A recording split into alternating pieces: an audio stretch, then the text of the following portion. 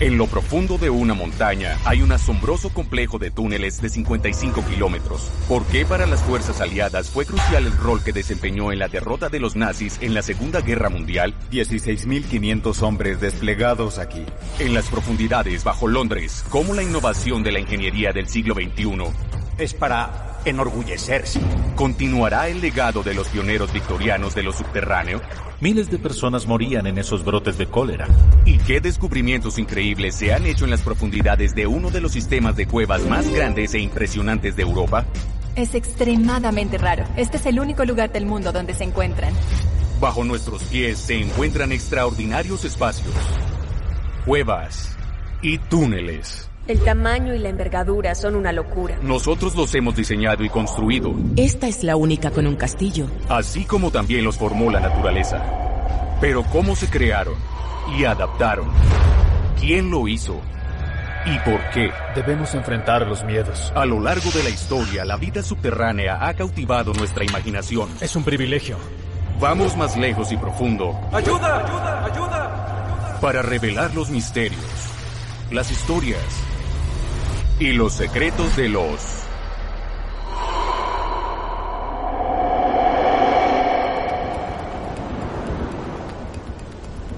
A lo largo de la costa sur de España hay una cresta de piedra caliza que la domina. Gibraltar, conocido como La Roca, es un territorio británico fortificado en ultramar con vista al estrecho entre el norte de África y Europa. Tiene solo 6,8 kilómetros cuadrados de área.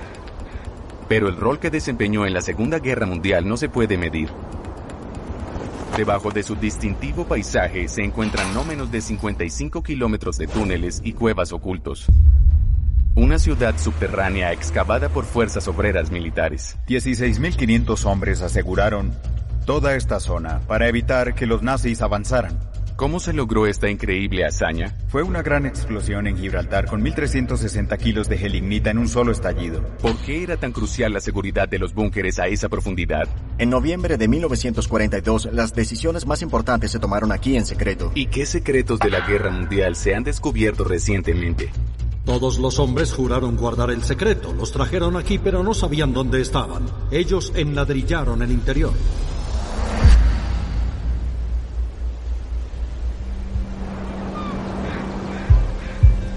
Desde que llegó por primera vez a Gibraltar en 1988, Pete Jackson, un ex soldado británico, se ha vuelto experto en la historia militar y subterránea del lugar.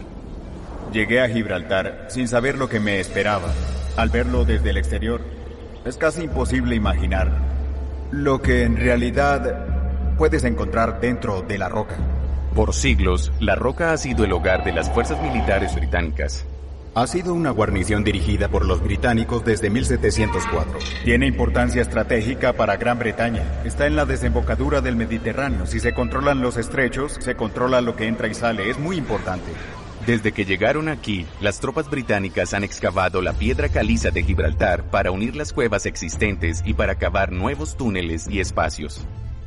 Gibraltar es un laberinto de excavaciones subterráneas que data del siguiente periodo, desde el siglo XVIII hasta después de la Segunda Guerra Mundial. El sistema es fantástico. La mayoría de las excavaciones subterráneas en Gibraltar se realizaron durante la Segunda Guerra Mundial. Al comienzo de la guerra, en 1939, había aproximadamente 11 kilómetros de túneles dentro de La Roca. Al final de la guerra, las tropas habían añadido la increíble cifra de 55 kilómetros. Para cualquiera que sea fanático de lo subterráneo, es como venir a la Meca. Podríamos llamarlo una ciudad subterránea.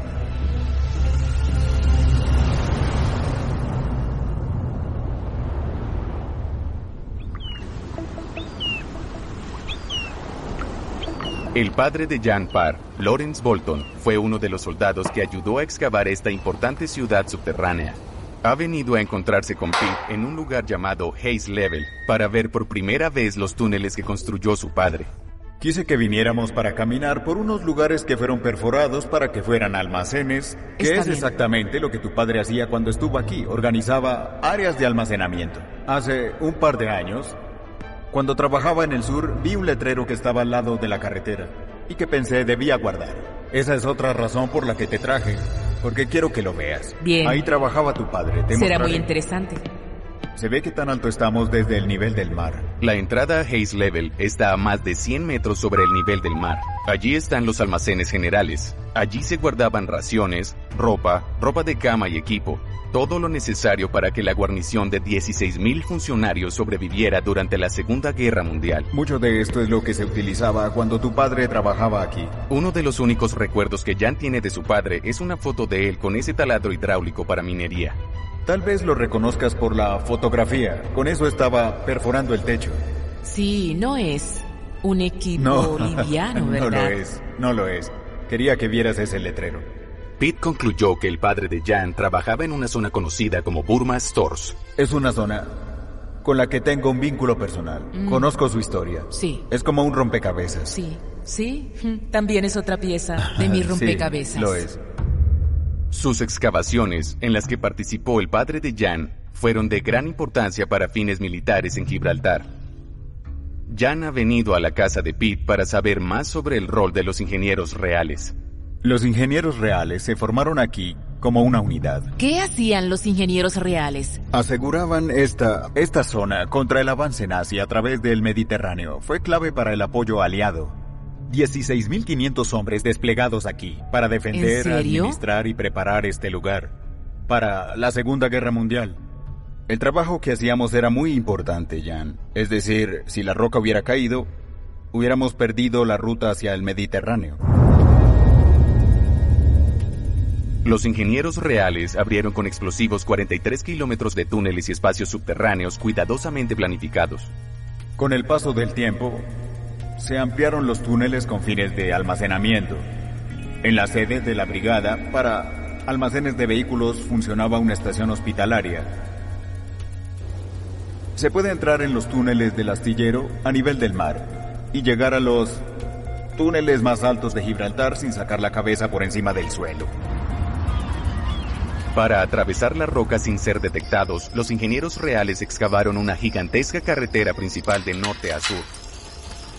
Le pusieron el nombre de una ruta principal conocida en Inglaterra, que ahora se llama A1. Estamos en Great North Road.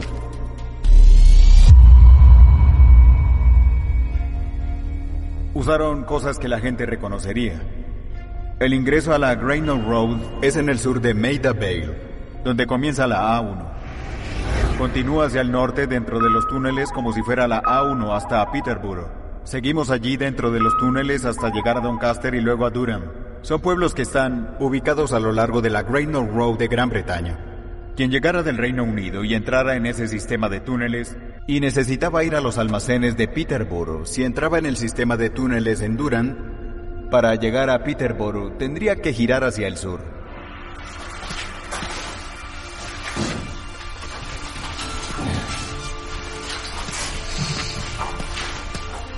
Esto se llama Calpe Hole. Funcionó antes de la Segunda Guerra Mundial. Era un almacén de raciones.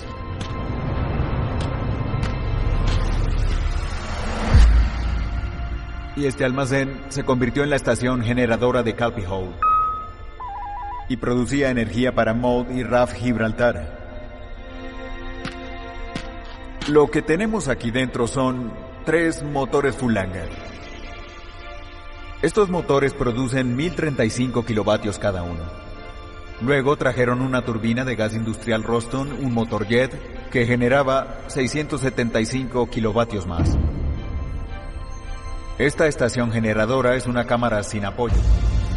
Crear grandes espacios huecos en la roca requiere una cantidad fenomenal de explosivos.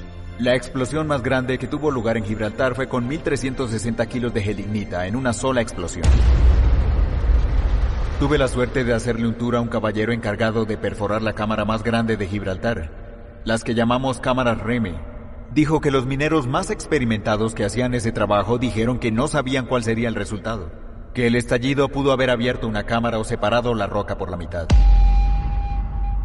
Excavar grandes volúmenes de roca es muy peligroso, y muchos soldados británicos perdieron la vida apoyando el esfuerzo de guerra, entre ellos el padre de Jan.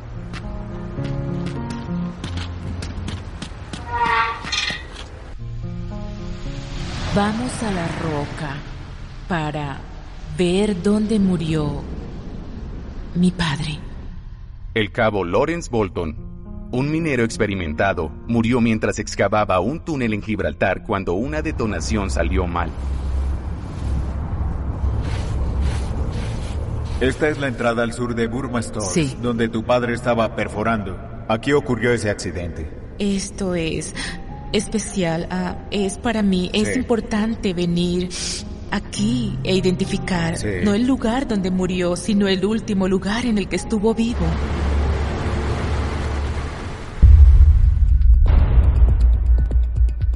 Pete puede darle a Jan acceso privilegiado al laberinto de túneles que solo conocen los ingenieros reales. Estoy buscando grafitis en las paredes. Lo que dices es que tal vez mi padre dejó su nombre escrito en la pared. El área en la que estamos se llama Upper Union Gallery, pero le dieron el apodo local Clapham Junction. Claro. Se llama así porque, así como en Clapham, en el Reino Unido se puede llegar a casi cualquier lugar desde aquí. En términos de túneles, esto va de norte a sur, este a oeste, izquierda a derecha. Siguiendo una ruta de Clapham Junction, hay acceso a un puesto de vigilancia con la misma vista de la península española que el padre de Jan probablemente vio hace más de 75 años. ¡Asombroso! Este es el balcón de Jack. Oh, esto es fantástico. Ahí es donde el jefe de los ingenieros reales me entregó las medallas de mi padre. Sí, toda mi familia estuvo ahí. Fue uno de los mejores días de mi vida. Es la primera vez que estoy en esta parte de los túneles y me hace sentir más cerca de mi padre. Durante la Segunda Guerra Mundial, el futuro presidente, el general Dwight D. Eisenhower, instaló su cuartel general en las profundidades de Gibraltar. La Operación Torch fue la primera participación masiva de tropas estadounidenses en el escenario bélico europeo norteafricano. Desde lo más profundo de Gibraltar, Eisenhower coordinó la exitosa invasión del norte de la África francesa para reducir la presión sobre las fuerzas aliadas en Europa y Egipto. Durante la Segunda Guerra Mundial esto fue muy distinto. Luis García trabaja para una empresa de tecnología que se beneficia de la seguridad de este espacio, una vez ocupado por el famoso general estadounidense. En noviembre de 1942, Eisenhower pasó 12 días en una de estas oficinas, implementando la Operación Torch. Fue muy importante porque las decisiones más importantes se tomaron aquí en secreto. Se hizo mucha recopilación de inteligencia y se informó a los altos mandos cuál debería ser el próximo movimiento. Se tomaron muchas decisiones muy importantes en esta sala. La roca protegía la oficina de mando de Eisenhower de bombas enemigas en todas direcciones. Estamos en el medio de Gibraltar, al norte, sur, este, oeste. Estamos en el corazón de Gibraltar. Había una construcción con techo de zinc. Debió ser bastante deplorable. Según la autobiografía de Eisenhower, no le afectó demasiado la falta de aire fresco y luz natural. Sin embargo, este espacio en el corazón de la roca es perfecto para el fin que tiene ahora como centro de datos. Mantiene los servidores seguros en un entorno de clima controlado. Lo reformaron en la década de 1980. Al entrar, obviamente no puedes dejar de notar que estás bajo tierra, pero una vez aquí parece una oficina normal, solo que no tenemos ventanas. Durante la Segunda Guerra Mundial, el mundo subterráneo de Gibraltar ocultó muchas cosas. Una de ellas, una instalación de espionaje súper secreta que permaneció oculta hasta 50 años después de que terminó la guerra.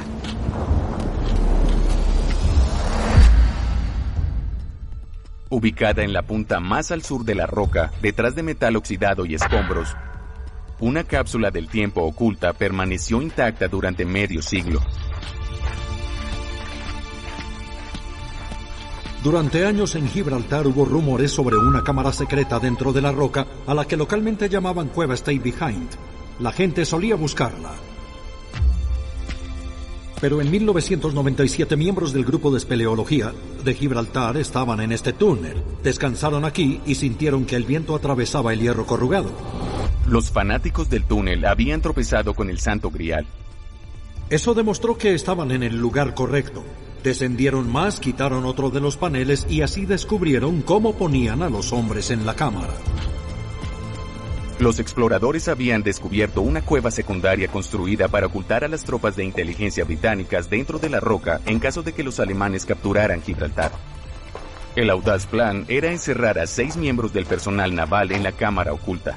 La idea era enladrillar el interior y que otras personas desde afuera sellaran el hierro corrugado para que no hubiera ninguna señal visible de alguien adentro. El plan original era esconder a esos valientes hombres aquí por 1 año. Había suficientes provisiones y equipo para un total de 7 años. La cueva Tracer fue construida para durar.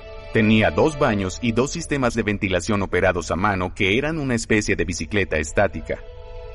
Los hombres podían cargar las baterías, mantenerse activos y al mismo tiempo permanecer en silencio.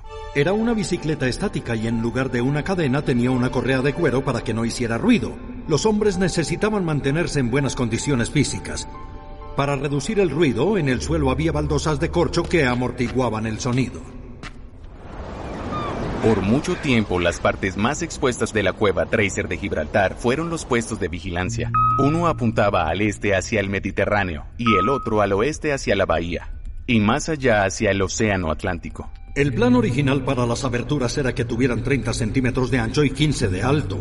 Cuando llegaron al lado este, vieron que era una cueva natural. En parte hay una pequeña plataforma natural en el exterior. Los hombres, de hecho, podían trepar para salir. Estaban protegidos de la vista de los alemanes en cualquier lugar porque había mucho follaje. Por lo tanto, podían salir, recibir algo de sol y monitorear el envío desde ahí. Pero el lado occidental estaba muy expuesto, muy cerca de un camino que había por el que estarían patrullando los alemanes. La ranura en sí tiene solo unos 15 centímetros de largo y 2 de alto. Tenían una cuña de concreto que normalmente se deslizaba allí por un pequeño agujero. Miraban ahí, comprobaban que no había alemanes en la zona y luego procedían a retirar la cuña. Una vez que reunían la información, tenían que transmitirla a Londres, pero eso implicaba un gran riesgo. Una antena no podía sobresalir del costado de la roca porque habría revelado su ubicación. Era una antena flexible. Durante el día la insertaban en esa tubería de ahí y luego, por la noche, comprimían la información para poder enviar mucha en muy poco tiempo usando un código específico, Así se enviaba una transmisión muy rápida. Se recibía cualquier orden y luego se apagaba. No querían transmitir mucho tiempo. Afortunadamente para Gibraltar y las fuerzas aliadas, la cueva Tracer nunca se necesitó. A 300 metros sobre el nivel del mar, hay otro espacio impresionante que es parte de la reserva natural Upper Rocks. La cueva de San Miguel es una de las mayores maravillas naturales de Gibraltar. Durante la Segunda Guerra Mundial, la cueva se preparó como hospital de emergencia, pero nunca se usó. Hoy en día es un auditorio único. Y para algunos, como esta niña de 11 años del coro, es una experiencia mágica y nueva. Nunca me había presentado en la cueva de San Miguel, es mi primera vez. Parece como palacios de cristal de hielo. Parece uno de esos, pero con rocas.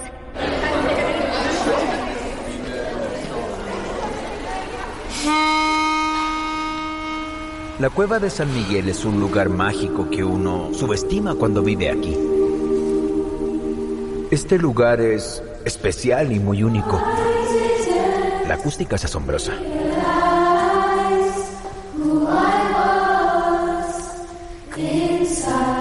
Suena muy bien.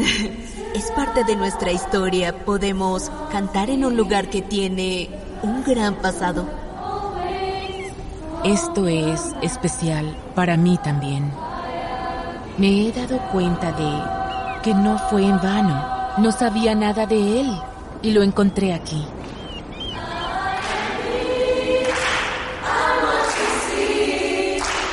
Respetan mucho el espacio.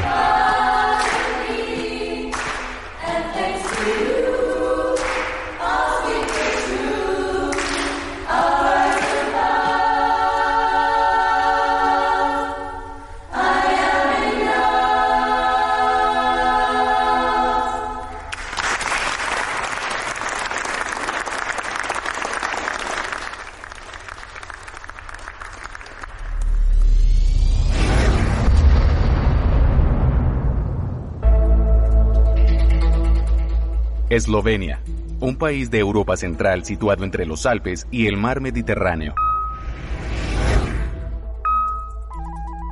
Tiene un área de 20.000 kilómetros cuadrados, es decir, 20 veces más pequeña que California, pero bajo la superficie hay 11.000 cuevas, una cifra increíble.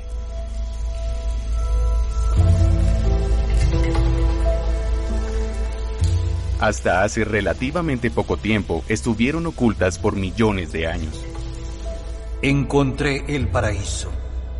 Fue el mayor descubrimiento cuidado en Eslovenia y en todo el mundo.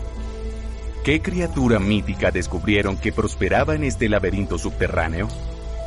Las primeras personas que los encontraron pensaron que eran crías de dragón. ¿Y qué más se esconde ahí abajo? Es importante explorar para descubrir territorios nuevos y desconocidos. Nos motiva a encontrar lugares donde nadie más ha estado.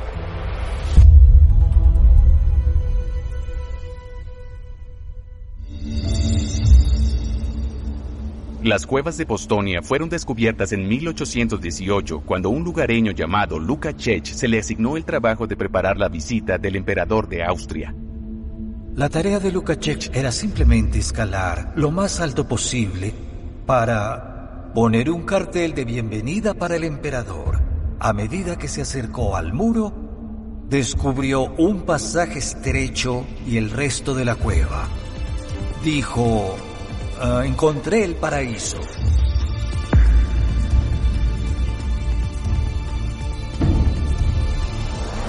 Fue el mayor descubrimiento cuidado en Eslovenia y en todo el mundo.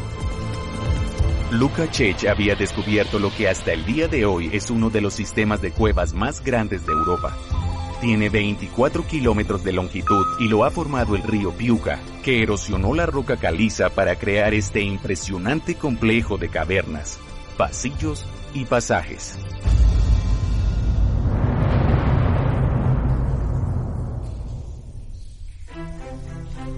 Poistonskaya Jama se formó en una gran cantidad de capas de piedra caliza hace unos 80 o 90 millones de años. La caverna más grande esculpida por el río Piuca se conoce como la Gran Montaña.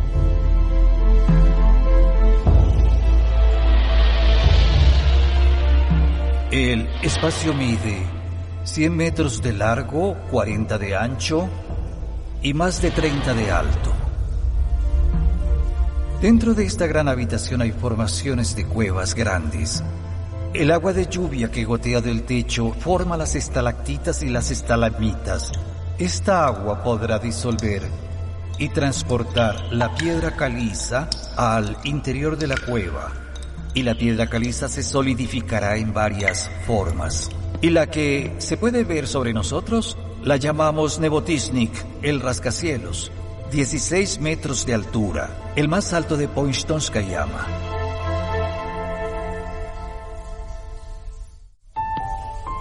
Estas formaciones increíblemente preciosas han estado aquí desde mucho antes de que el hombre caminara sobre esta tierra. Algunas capas de piedra caliza tienen 90 millones de años. La velocidad media de crecimiento de las formaciones de cuevas en Poistonskaya Jama es de unos 10 años para 1 milímetro. Eso sería más o menos 100 años por 1 centímetro. La formación de cuevas más antigua de Poistonskaya Jama tiene alrededor de 540.000 años. Postonia es impresionante para los geólogos de todo el mundo que estudian espeleología, la ciencia de explorar y estudiar las cuevas. La geología en la piedra caliza de Poistonskaya Jama es perfecta porque el agua esculpió y formó una abertura y la piedra caliza es sólida como para no colapsar. Luka Čech había descubierto algo que no solo impresionó al emperador austríaco, sino que el complejo se convirtió rápidamente en un punto llamativo para el turismo. En 1872 se colocó una vía férrea con 2.260 metros de sendero desde la entrada hasta la Gran Montaña. Era unidireccional y era una especie de carrito de empuje para 4 personas que un guía alaba. La popularidad de las cuevas de Postonia trajo consigo más excavaciones e inversiones. Hacia 1923, el tren estaba motorizado. Este fue el primer tren para cuevas del mundo. Y el sistema incluso tenía su propia oficina de correos. La magia de estas cuevas atrajo a personas de todo el mundo. Desde hace 200 años la gente viene de todas partes del mundo, desde China o Estados Unidos, desde Groenlandia, Islandia, de cualquier parte. Una de las mayores atracciones fue, y sigue siendo, una impresionante estructura de piedra caliza que tiene una altura de 5 metros. Su nombre es El Brillante. El nombre de la formación es El Brillante, porque es de un blanco muy puro. Está hecho de piedra caliza, es pura, sin impurezas.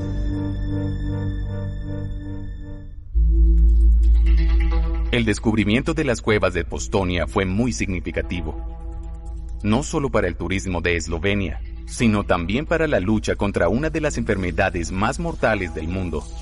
En las partes más profundas y oscuras de este sistema de cuevas vive una criatura misteriosa.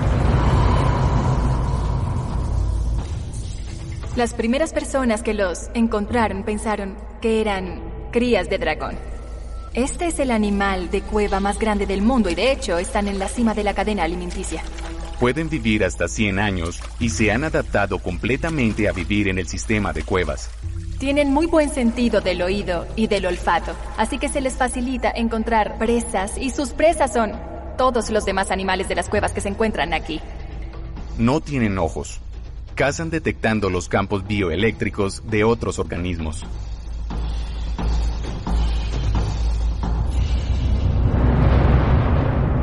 Aquí puedes ver la cabeza. Si miras de cerca, verás el corazón, que básicamente está en la garganta. Detrás de su cabeza parece que hay... Llega Personal Pay, la nueva billetera virtual de Personal para conectarte con tu guita, tarasca, la teca, mosca, billulla, lana, cobre. Llama a tu plata como quieras, pero conectate con ella en Personal Pay. Conexión con tu plata, conexión total. Descarga la app. Unas orejas rojas, son las branquias externas. Toda la parte más oscura del cuerpo son los intestinos. Si se da un vistazo más de cerca a las patas delanteras, verás que solo tienen 3 dedos. En las patas traseras solo tienen 2 dedos. Estas criaturas pueden vivir hasta 12 años sin alimentarse. Es extremadamente raro ver a las salamandras de las cuevas comiendo en la naturaleza. Así que eres afortunado de haber tenido una oportunidad tan buena. Cuanto más se estudian estas criaturas, más revelan sobre sí mismas. En este acuario sucedió algo muy especial. La madre, de hecho, comenzó a poner huevos. Sí, puso 64 huevos. 21 de ellos nacieron y... eso es un acontecimiento, nunca se había visto en la naturaleza. Tuvimos mucha suerte de que sucediera en este acuario. Estas salamandras de cuevas también tenían una sorpresa genética para los investigadores. Pueden ser inmunes a las células cancerosas, no pueden contraer cáncer. Y este es el único lugar del mundo donde puedes encontrarlas. Así que se puede investigar mucho sobre este tema. O sea, es asombroso comprender que en un entorno como este, algo puede sobrevivir.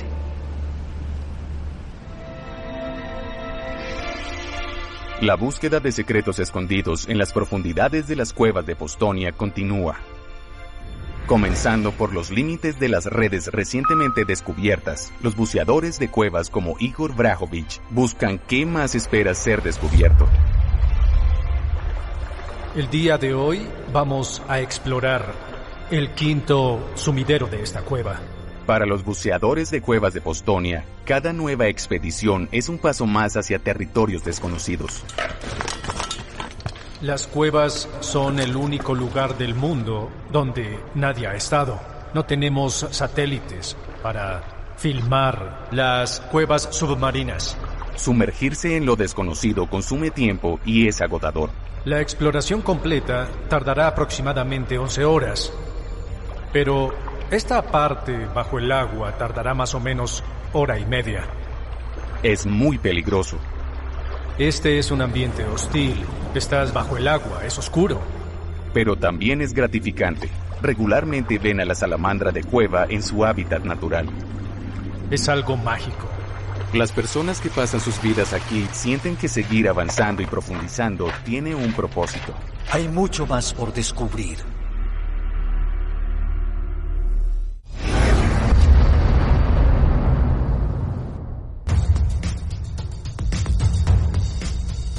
A lo largo de Londres se está llevando a cabo un ambicioso proyecto de ingeniería. La población de Londres era de 2 millones. Ahora somos casi 10 millones. Se están perforando agujeros gigantes en las profundidades de la capital. Cuando están en funcionamiento pueden excavar 1 metro en 1 hora. Se están conectando a un vasto e histórico sistema subterráneo que la gente de arriba rara vez ve. Es un trabajo de bombeo impresionante. Este trabajo subterráneo genial ya ha salvado millones de vidas. Lo que Joseph Bazalgette hizo fue salvar una ciudad. De hecho, se puede ver cada marca del cincel. ¿Cómo se construyó este sistema con tecnología victoriana? Tener un sistema de alcantarillado integrado fue algo radical. ¿Y cómo se está poniendo a prueba para el siglo XXI y más allá? Dejarán de llegar al río 40 millones de toneladas de aguas residuales cada año.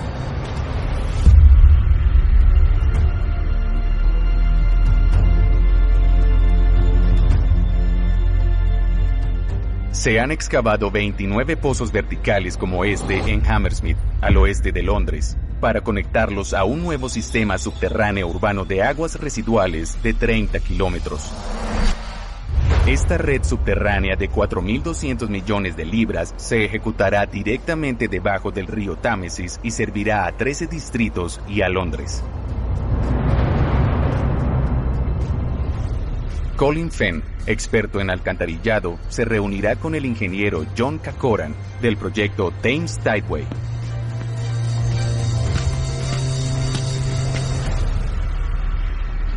John, bajé por un pozo enorme y también muy profundo. ¿A qué profundidad estamos? Estamos a 35 metros de profundidad y es un pozo de 12 metros y medio de diámetro. ¿Cómo diablos construyeron un pozo como este? Excavamos 1 metro, luego esparcimos una línea de concreto gris, continuamos, bajamos 1 metro más, esparcimos una y otra vez y seguimos bajando. El túnel principal está a 300 metros hacia allá o lo estará con el tiempo. Completamos este túnel de conexión. Esto tiene 300 metros de largo y este año el túnel más grande, que es el principal, pasará por debajo del río Támesis con la tuneladora y saldrá de cada lado de nuestro túnel justo al final.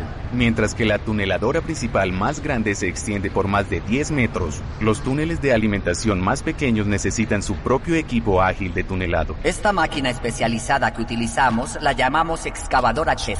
Funciona con electricidad. ¿Sí? Sus características principales que hacen que sirva para hacer túneles es la junta articulada del brazo, lo que significa que se puede excavar el contorno del túnel. La segunda es que todos los escombros llegan a este sistema con cinta transportadora para que el conductor de la excavadora no tenga que seguir girando. Ellos pueden excavar 1 metro en 1 hora y tenemos 4 o 5 camiones de volteo. Cargan todo el tiempo y se lo quitan lo más rápido posible. Y luego los vagones de residuos se lo llevan, ¿sí?, y se usan para recuperación de tierras. Este túnel ha sido diseñado para durar 120 años, ¿sí?, y queremos minimizar el mantenimiento que requerirá porque es muy difícil ingresar a un sistema de alcantarillado cuando esté operando. Actualmente, cuando hay fuertes lluvias en Londres y la red de drenaje de tormentas se llena de agua, el sistema de alcantarillado se inunda y las aguas negras llegan al Támesis. La estación de bombeo se activa en promedio 1 vez por semana. En el transcurso de 1 año interceptaremos 2 millones de toneladas de aguas residuales que van al río. Es probable que un pez en el río, alguien que vaya en una canoa, alguien que sumerja la mano en el Támesis se lleve una sorpresa 50 días al año. Personas de la zona de Hammersmith saben cuándo salen las aguas residuales porque matan a los peces. Haremos algo al respecto y tendremos este gran proyecto en unos años que va a capturar todas esas aguas para tener un mejor río Támesis y más limpio. Se trata de un enorme y brillante proyecto de ingeniería subterránea para el bien público y medioambiental. Se basa en el trabajo del visionario ingeniero Joseph Bazalgette, quien creó el sistema de alcantarillado que existe en Londres en la década de 1860. Si miras atrás, cuando Bazalgette hizo su diseño hace 150 años, la población de Londres era de 2 millones. Ahora somos casi 10 millones. Una de las razones para construir la Thames Tideway es la rápida expansión de Londres durante el último siglo. Las alcantarillas de Joseph Bazalgette se construyeron porque Londres estaba creciendo, pero la razón más importante es que la gente se estaba muriendo. Sir Peter Bazalgette es el tataranieto de Joseph. Más o menos en 1831, la bacteria del cólera llegó desde la India. Mucha gente sacaba el agua potable del Támesis. Las aguas residuales fluían de las casas al Támesis a través de los afluentes. Bebían sus excrementos. Miles de personas morían en estos brotes de cólera. En realidad habría empeorado si no se hubiera hecho una limpieza de la ciudad y buscado una solución integral. Esta es la estación de bombeo de aguas residuales Crossness, en el lado sur del río Támesis, lejos de la ciudad. Es donde culmina el gigantesco sistema subterráneo de Bazalgette. Se trata de una catedral de la ingeniería municipal. Estamos al final de uno de los más importantes trabajos de mejoramiento de aguas residuales de Bazalgette, que él comenzó en Londres en 1856. Bien, aquí tenemos un mapa de Londres que muestra la red de alcantarillado de Bazalgette. En primer lugar, en el norte de Londres hay 3 alcantarillas principales. Todas se unen en la estación de bombeo de Abbey Mills, en la parte superior. Luego, al sur de Londres hay 3 más y fluyen hacia abajo. Llevan los residuos y los expulsa a Crossness, y allí se encuentra con los tramos de más flujo del Támesis. Contiene los desechos y los libera al bajar la marea. Crossness era el guardián del sur de esa red de alcantarillado. Fue motivo de mucho orgullo, y en la inauguración vimos al príncipe Alberto y los lores y las damas ahí. Era algo de qué presumir. No era solo un edificio anónimo escondido en los pantanos. Estamos rodeados por la tracería de hierro fundido. Y luego en todo esto tenemos motores de balancín con bombas que se utilizan para mover los vertidos que se llevan a las alcantarillas. Las bombas se utilizaban para llevar los vertidos de las alcantarillas a las profundidades. Se guardaban en contenedores de 75,000 toneladas de aguas residuales. Se expulsaban al flujo del estuario hacia el Mar del Norte. Es un trabajo de bombeo impresionante. Todo aquí es firme. Simplemente es hermoso. Es algo para enorgullecerse.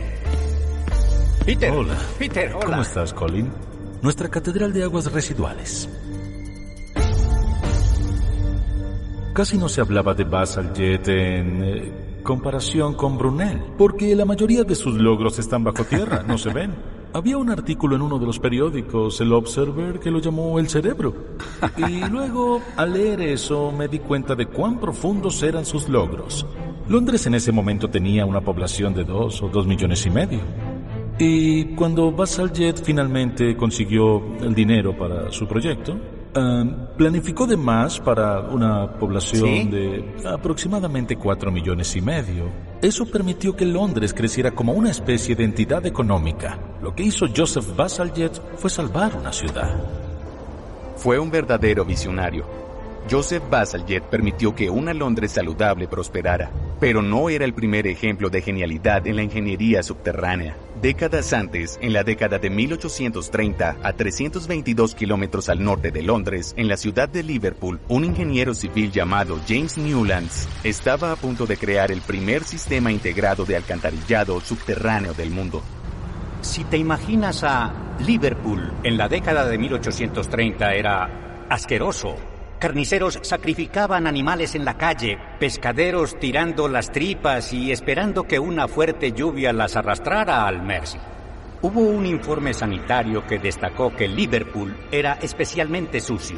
El oficial médico notó que los pobres vivían en pésimas condiciones en los sótanos y dijo: los encontré inundados con una mugre líquida que había resumado a través de las paredes de los pozos de ceniza y pozos negros contiguos. Dado que era un puerto importante para el corazón industrial del norte de Inglaterra, la reputación de Liverpool por la miseria y la enfermedad comenzó a afectar el comercio. En 1847, James Newlands fue nombrado primer ingeniero municipal. A partir de ahí, la ciudad de verdad pasó de la forma más básica de suciedad y del ambiente repugnante a las alturas del pensamiento sanitario moderno. De cierta forma, James Newlands resultó ser el salvador sanitario de Liverpool. Sí, claro que sí. Cuando llegó a Liverpool y fue designado, se enfocó en muchos temas específicos, como el alumbrado público y las aceras, las casas de baño comunales, que fueron una pequeña pieza para limpiar Liverpool del todo, además de un importante sistema de alcantarillado que creó y que fue el primero de su tipo. La construcción comenzó en 1848 y en 1851 se habían construido 27 kilómetros de alcantarillas principales. Esta cifra aumentó a unos asombrosos 480 kilómetros en 1869. La construcción de la primera red de alcantarillado integrada del mundo cambió por completo la salud y las perspectivas de Liverpool. Creo que la edad promedio antes de que se construyeran sistemas como este y la esperanza de vida en Liverpool era de 19 años. Sin embargo, con solo construir esto e instalarlo durante el periodo de 10 años que se tardó en construir, la esperanza de vida se duplicó. El proyecto pionero de alcantarillado sanitario subterráneo de Liverpool había transformado la vida de sus habitantes y no pasaría desapercibido. Este fue un modelo que luego pudieron adoptar en otros pueblos y ciudades, sobre todo en Londres, para gestionar esta nueva y moderna revolución sanitaria. Fue diseñado para durar, para permitir que la ciudad creciera. Este fue un diseño estándar en la época victoriana y fue construido usando un método de corte abierto para que esto hubiera estado expuesto. Lo construyeron comerciantes y trabajadores y luego, una vez que lo completaron, rellenaron el suelo que estaba encima. De hecho, se puede ver cada marca del cincel. ¿Sí? Cada piedra fue manipulada a mano. Sí, tienen ladrillos en la parte inferior y luego una piedra arqueada en la parte superior. Sí. Y llega a un canal de ladrillos en la parte inferior que transporta el vertido. Sí, mantiene los sólidos en el medio donde la velocidad es mayor. El gradiente real es 1 en 113, así que eso hace que pueda autolimpiarse. Los pisos serán suficientes para garantizar que se mantenga limpio. En los caudales más fuertes, esta alcantarilla puede manejar 32 millones de litros por hora, suficiente para llenar una piscina olímpica en 3 minutos y medio. Tiene más de 150 años y su estado y limpieza sugiere que sí, él tuvo una buena idea. Fue la primera vez en el mundo que alguien consideró tener un sistema integrado de alcantarillado. Esto fue radical. Fue un sistema que siguieron muchas otras personas y finalmente fue construido con un objetivo y lo alcanzó. Y sigue en pie y eso es magnífico. Lo notable del alcantarillado de Liverpool es que aún podemos ver partes de esa red de ladrillo victoriana integrada a los sistemas modernos de hormigón. Los victorianos crearon redes subterráneas revolucionarias que hicieron a Gran Bretaña más saludable y le permitieron crecer. Hoy necesitamos entender, así como en la época victoriana, que las grandes obras públicas son un legado. Es algo que la gente no se hubiera imaginado hace años. Las tecnologías, la forma en que todo se alinea. Ansío que llegue el día en el que comencemos a ver vida salvaje llegar al río. Y tal vez podríamos ver delfines subir y bajar en el Támesis. ¿No sería fantástico? Esta infraestructura ha sido diseñada para durar no solo en nuestra generación, ni en la de nuestros hijos, sino en generaciones futuras.